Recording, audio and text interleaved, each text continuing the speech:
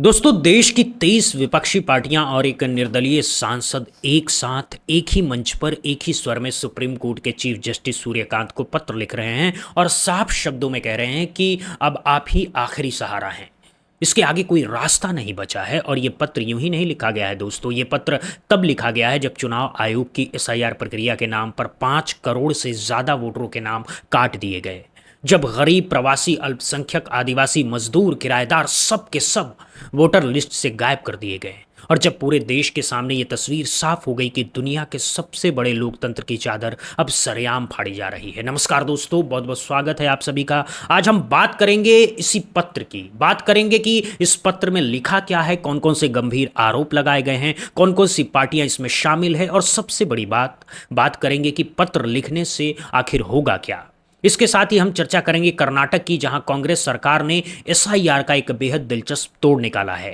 कर्नाटक सरकार ने ऐसा कदम उठाया है जिससे कहा जा रहा है कि वहां चुनावी चोरी का खेल फेल हो सकता है। और आखिर में बात करेंगे उस बड़े इनाम की जो हाल ही में पूर्व मुख्य चुनाव आयुक्त राजीव कुमार को मिला है।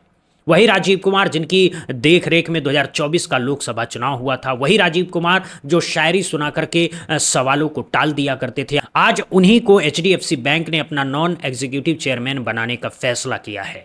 अब आप खुद सोचिए कि इनाम कैसे बंटते हैं और किन कामों का इनाम मिलता है। तो ये पूरा वीडियो बहुत ज़रूरी है, अंत तक बने रहिएगा, क्योंकि ये मामला सिर्फ राजनीति का नहीं है, ये मामला हर उस नागरिक का है जो अपने वोट के अधिकार को अपनी सबसे बड़ी ताकत मानता है। अगर आप पहली बार हमारे चैनल पर आए हैं तो चैनल को सब्सक्राइब कर लीजिए, बेल आइकन दबा दीजिए। तो देखिए, इस पत्र पर जिन पार्टियों के हस्ताक्षर हैं वो लिस्ट देखने लायक है। Congress, Trinamool Congress, Samajwadi party, RJD, JAM, national conference, वामपंथी पार्टियां, डीएमके, आम आदमी पार्टी और निर्दलीय सांसद कपिल सिब्बल। इनमें एक बात बहुत गौर करने वाली है दोस्तों, जो पिछले इंडिया गठबंधन की मीटिंग हुई थी 8 जून को, उसमें आम आदमी पार्टी और डीएमके शामिल नहीं थे। दोनों पार्टियां अलग अलग कारणों से उस मीटिंग में दूर रही, लेकिन जब वोटों की डकैती का सवाल उठा, जब असली अस्तित्व का खतरा सामने आया, तो सब पार्टियां अपनी नाराजगियां भूल करके एक साथ आ गई।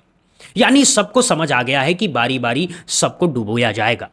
अगर आज एक पार्टी की बारी है तो कल दूसरी की होगी, परसों तीसरी की होगी और एक एक करके सारा विपक्ष खत्म कर दिया जाएगा। इसीलिए अब वक्त है एक साथ खड़े होने का और इसीलिए ये पत्र लिखा गया है। अब इस पत्र में लिखा क्या है जरा वो समझ लीजिए। इन सारी पार्टियों ने स्पेशल इंटेंसिव रिवीजन यानी कि एसआईआर प्रक्रिया को लेकर के बहुत गंभीर सवाल उठाए हैं। इस पत्र में एक बहुत सटीक बात कही गई है कि जब बाकी संस्थाओं से जनता का भरोसा टूटता है तब लोकतंत्र न्यायपालिका की तरफ देखता है। न्यायपालिका ही आखिरी उम्मीद बचती है और अगर वो भी ना सुने तो फिर कहाँ जाया जाए। दोस्तों, ये बात बहुत गहरी है, क्योंकि किसी भी लोकतंत्र में न्यायपालिका को उसका अस्पताल कहा जाता है और वहाँ बैठे जज उसको डॉक्टर कहा जाता है। और कोई भी बीमारी हो, कोई भी संकट हो, आखिरी इलाज उसी अस्पताल में होता है। लेकिन आज हालात ये हैं कि अस्पताल में बैठे बहुत सारे डॉक्टर खुद ही किसी न किसी बीमारी से ग्रस्त नजर आते हैं। कहीं सुविधाओं की लत, कहीं पदोन्नति की चाहत, कहीं रिटायरमेंट के बाद की व्यवस्था, इन सब चीज़ों ने न्यायपालिका की आत्मा को भी कमज़ोर कर दिया है। फिर भी विपक्षी दलों को उम्मीद है कि शायद पत्र लिखने से कुछ हो जाएगा, शायद इस बार कोई सुनवाई हो जाएगा। तो पत्र में सबसे बड़ा आरोप ये लगाया गया है कि एसआईआर प्रक्रिया का इस्तेमाल भाजपा को फायदा पहुंचाने के लिए हो रहा है। चुनाव आयोग अपनी निष्पक्षता खो चुकी है और वो चुनावी नतीजों से सीधे सीधे हेराफेरी कर रहा है। अब आंकड़े देखिए और अपना सर पकड़ लीजिए। एसआईआर शुरू होने के बाद 13 राज्यों और केंद्र शासित प्रदेशों में मिलाकर के 5 करोड़ से ज्यादा वोटरों के नाम काटे जा चुके हैं। 5 करोड़ नाम, ये कोई छोटी संख्या नहीं है, ये कई देशों की पूरी आबादी से ज्यादा है। अकेले पश्चिम बंगाल में करीब 27 लाख वोटरों की अपील अभी तक लटकी हुई है। यानी उन लोगों ने सारे कागज जमा किए, ये कहा कि भाई हमारे पास पहचान के सारे सबूत हैं, हमें वोट डालने दो, लेकिन चुनाव आयोग ने उनकी अपील को लंबित रखते हुए उनको वोट डालने से रोक दिया गया। सोचिए, इससे बड़ा अन्याय क्या हो सकता है। संविधान जो अधिकार आपको देता है वो अधिकार एक अफसर के दस्तखत की कमी की वजह से छीन लिया जाए। हाल ही में जितने भी राज्यों में चुनाव हुए हैं उनके नतीजों को देख करके आज खुले तौर पर कहा जा रहा है कि ये सारे चुनाव सामान्य चुनाव नहीं थे, इनमें बड़े पैमाने पर वोटों की चोरी और डकैती हुई है। और इस पूरे खेल में चुनाव आयोग एक निष्पक्ष अंपायर की तरह नहीं बल्कि एक खिलाड़ी की तरह मैदान में खड़ा था।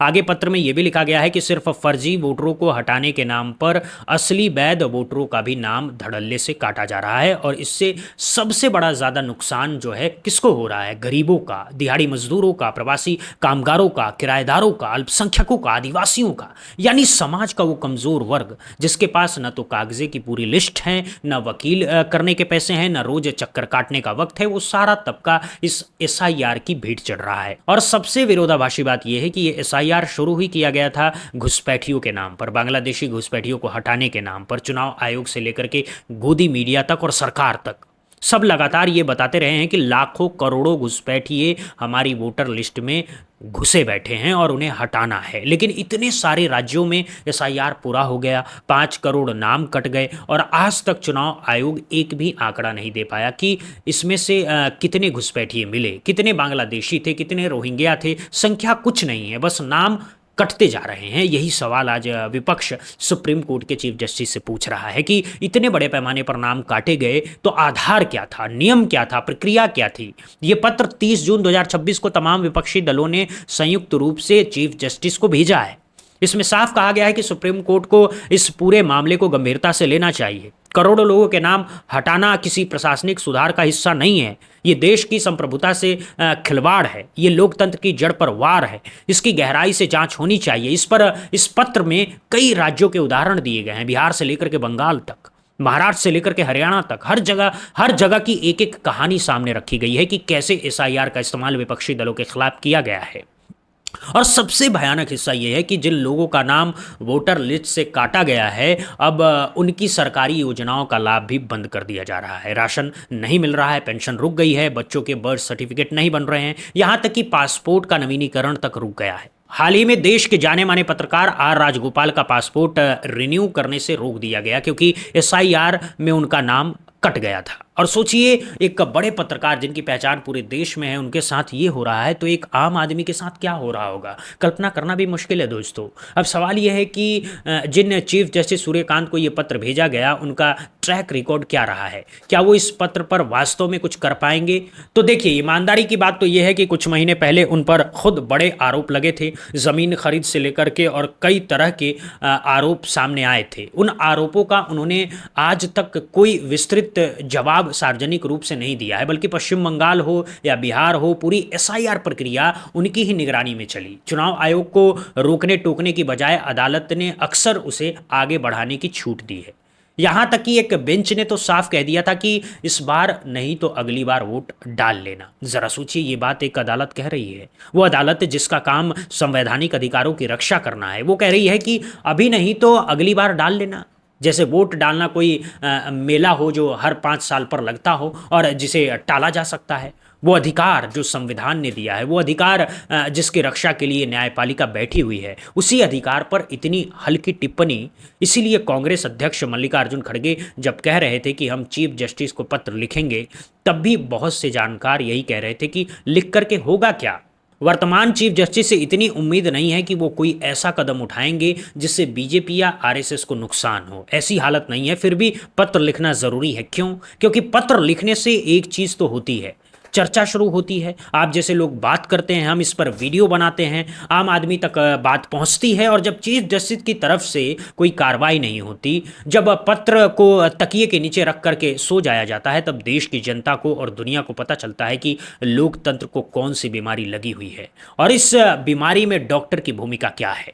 अब आते हैं दूसरी बड़ी खबर पर, यानी कर्नाटक की। कर्नाटक में भी 30 जून 2026 से एसआईआर की शुरुआत हो चुकी है, लेकिन कर्नाटक की कांग्रेस सरकार ने एसआईआर का एक बहुत ही चालाकी भरा तोड़ निकाल लिया है। कर्नाटक कैबिनेट ने चुनाव आयोग को 8 से 10 लिखित आपत्तियां भेजी थी, लेकिन चुनाव आयोग और राज्य के मुख्य निर्वाचन अधिकारी ने कोई भी जवाब नहीं दिया है, चुप्पी साध ली है। तब कर्नाटक के उप मुख्यमंत्री और कांग्रेस के जिन्हें राज्य का चाणक्य कहा जाता है, डीके शिव कुमार, उन्होंने ऐसा ऐलान कर दिया है कि हमारी सरकार हर एक कर्नाटक वासी को एक स्थायी निवास प्रमाण पत्र यानी कि परमानेंट रेजिडेंशियल सर्टिफिकेट देगी, ताकि जब एसआईआर के दौरान कोई भी अफसर आकर के पूछे कि आप कहाँ के रहने वाले हैं, तो हर नागरिक अपना ये सर्टिफिकेट दिखा सके।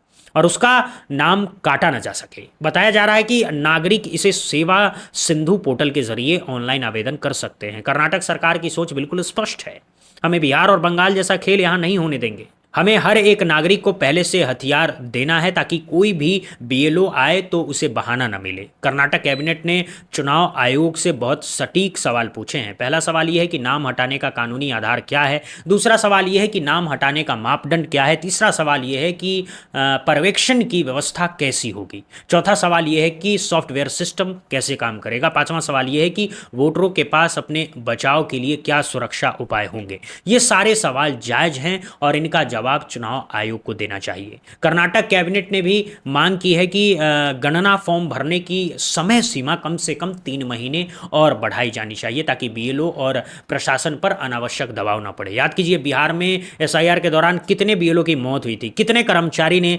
दबाव में आकर के अपनी जान तक दे दी थी। दोबारा वो नहीं होने चाहिए। कर्नाटक सरकार ने चुनाव आयोग से मांग की है कि लॉजिकल डिस्क्रिपेंसी यानी तार्किक विसंगति का मामला पहले साफ किया जाए। अगर सिर्फ सॉफ्टवेयर या एल्गोरिदम के आधार पर किसी वोटर को संदिग्ध मान लिया गया तो सरकार उसका स्पष्ट नियम मांग रही है। कैबिनेट का कहना है कि छोटी मोटी वर्तनी गलती, क्लरिकल एरर या अनुवाद की गलती को आपत्ति का आधार नहीं बनाया जाना चाहिए। उदाहरण दिया गया है कि अगर एक कागज में मोहम्मद पूरा पूरा लिखा है और दूसरी जगह में मोहम्मद को छोटा करके एमडी लिखा गया है तो ये अलग व्यक्ति नहीं हो जाते। ये सामान्य लेखन की बात है। इसके आधार पर नाम काटना अन्याय है।